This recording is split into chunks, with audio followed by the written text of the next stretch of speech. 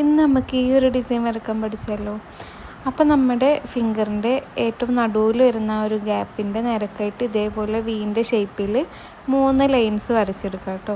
3 lines വരച്ചിട്ട് ഏറ്റവും മേലുള്ള ലൈൻസിൻ്റെ ഉള്ളിൽ ഇതേപോലെ ഫില്ല് ചെയ്തെടുക്കുക. ഫില്ല് ചെയ്തതിന് ശേഷം അതിൻ്റെ ഏറ്റവും മേലെ ഇതേപോലെ ഹംസ് വരച്ചു കൊടുക്കുക. അതിനുശേഷം അതിൻ്റെ ഏറ്റവും മേലെ വരുന്ന ആ ഒരു കോണുള്ള ഭാഗത്ത് ഇതേപോലെ സ്പൈറൽ വരച്ചിട്ട് അതിൻ്റെ മേലെ ഹംസ് വരക്കുക. ചുരുക്കി പറഞ്ഞാൽ ഹംസ് വെച്ചിട്ടുള്ള ഫ്ലവർ ആ ഹംസിന് മേലായിട്ട് ചുറ്റിലും വരച്ചു കൊടുക്കുക.